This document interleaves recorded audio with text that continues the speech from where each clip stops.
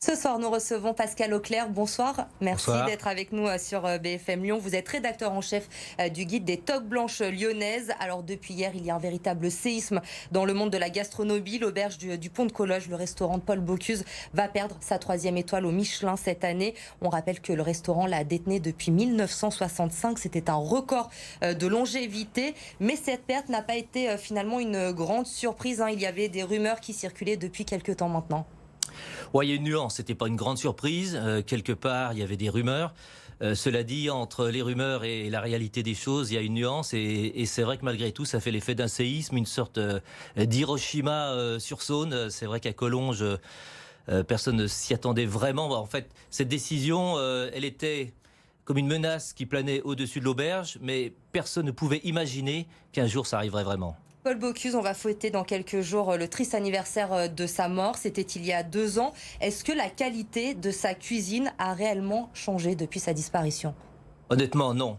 Non, pour une raison simple, c'est que les dernières années de sa vie, Monsieur Paul Bocuse, il était plus en cuisine.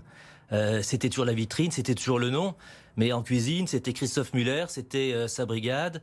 Mais Paul, il était là, il tournait autour des tables, il venait encore quand il avait à la santé, eh bien, faire un petit peu de représentation, mais il était plus en cuisine. Donc franchement, c'est un faux procès ou un mauvais procès de dire que la qualité de la cuisine a baissé ou a diminué depuis que Paul Bocuse a décédé. Le guide Michelin se serait permis d'enlever cette 3e étoile à Paul Bocuse s'il était encore en vie aujourd'hui?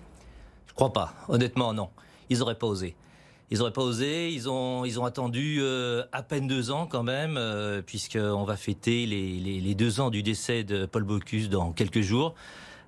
C'est pas par hasard. Franchement, personne, je pense, ne pouvait imaginer que de son vivant, Paul Bocuse perdrait sa 3e étoile. Alors, il y a un nouveau directeur, on va le rappeler, au Michelin depuis 1 an et demi maintenant. L'an dernier, déjà, il s'était fait remarquer en enlevant une 3e étoile à plusieurs grands chefs français, dont celle de Marc Vera.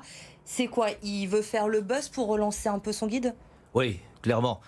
J'appelle ça du marketing, du mauvais marketing dans l'édition. Il a voulu faire un buzz médiatique. Le guide, c'est réussi, c'est même plus que réussi. C'est impressionnant même de voir sur les réseaux sociaux notamment. C'est un séisme, on ne voit que ça, pratiquement que des réactions par rapport à cette décision. C'est un coup médiatique, mais pour moi, c'est le dernier coup du guide Michelin. L'année dernière, déjà, ils avaient enlevé des étoiles qui avaient fait très mal. Guy Lassauzet avait perdu une étoile, 2 étoiles Michelin. Chasselet, il en a perdu une, il en a plus qu'une. Franchement, je suis pas sûr que c'était mérité. Monsieur Orsi, qui est quand même âgé, il lui restait une seule étoile, il l'a perdue. Humainement, c'est très dur pour ces hommes, pour ces chefs, mais c'est très dur aussi, il faut l'imaginer, pour toutes les brigades, pour toutes les équipes qui travaillent autour. Il y a une forme d'injustice parfois. Là, en l'occurrence, la perte de la 3e étoile, c'est une injustice parce qu'on a vraiment le sentiment qu'on a voulu faire du buzz et faire du business autour de la dépouille de Monsieur Paul. Alors, Perico Légas, qui est un critique gastronomique, évoque depuis ce matin le suicide justement du guide Michelin en prenant cette décision. Vous êtes d'accord avec cela? Le guide n'a plus le prestige qu'il a pu avoir il y a encore quelques années. Ouais, il était en perte de crédibilité. Là, je crois que il n'y en a plus du tout. Ceux qui connaissent un petit peu la gastronomie. Après, la critique est facile. C'est vrai que la critique gastronomique, c'est subjectif. Après, la qualité de la cuisine, franchement, pour moi, elle a pas évolué à l'auberge de Collonges. C'est assez terrible parce que on a le sentiment que on a tué Dieu. Et si on tue Dieu le Père, il n'y a plus rien derrière. Donc pour moi, c'est le dernier coup médiatique qu'a fait le Michelin. Il faut imaginer quand même que c'est un guide qui se vendait à 600 000 exemplaires au début des années 90. Aujourd'hui, on doit être entre 40 et 50 000. Il y a une érosion qui n'est pas naturelle du tout. C'est une érosion qui est liée peut-être à une perte de crédibilité. Également, il y a les réseaux sociaux, il y a le web, il y a beaucoup de concurrence aujourd'hui. Les gens peut-être vont plus sur Internet pour voir les avis que sur le guide Michelin. Évidemment, tous autant qu'on est, quand on va chercher aujourd'hui un restaurant, à part grand-papa qui encore a peut-être retrouvé un vieux guide qui va regarder, feuilleter son guide. Aujourd'hui, maintenant, tout le monde va sur les réseaux sociaux, regarde les avis, les blogueurs aussi. Bref, il y a plein d'autres sources d'informations que le guide Michelin. Et avec ce qu'ils viennent de faire, alors, ils vont peut-être faire un coup sur cette édition, parce que ça va devenir un collector. Franchement, dans quelques années, on dira peut-être, j'avais l'édition 2020 du guide, c'est la fameuse édition où Paul Bocuse, Dieu, Monsieur Paul, a perdu sa 3e étoile. Voilà. Le problème, c'est que pour le guide, je pense que c'est le chant du cygne. Et les enquêteurs du guide, je pense qu'il va falloir qu'ils trouvent bientôt du travail, mais peut-être ailleurs. Alors, on n'a pas de souci à se faire, selon vous, pour l'auberge de Monsieur Paul dans les années à venir, dans les jours, les mois à venir. On sait qu'à l'époque, justement, quand on perdait une étoile, il y avait une baisse à peu près de 20 à 25% de pertes économiques pour les restaurants. Ça va pas être le cas pour l'auberge du pont de Collonges? Non, je crois pas. Au contraire, dans un premier temps, je pense qu'il y aura plutôt un effet d'attractivité. Parce qu'il y en a un certain nombre, je pense, qui vont y aller pour soutenir effectivement cet établissement. Et puis sur le long terme, de toute façon, la notoriété, elle va pas se réduire. La grande question qui va éventuellement se poser du côté de Collonges, c'est de savoir si il faut rester au guide.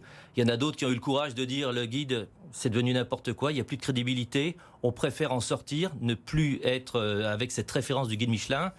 Ce sera peut-être un choix douloureux, difficile à faire du côté de Collonges, avec Vincent Leroux, avec Christophe Muller, mais c'est un choix qui devrait être fait. C'est la meilleure décision, selon vous, à prendre, de demander à sortir de ce guide Michelin? C'est douloureux, franchement c'est un choix délicat, mais effectivement, s'ils ont le sentiment que c'est une réelle injustice, que c'est pas mérité, c'est une possibilité. Après, ils peuvent aussi chercher à reconquérir cette 3e étoile. Ça peut être une source de motivation en interne.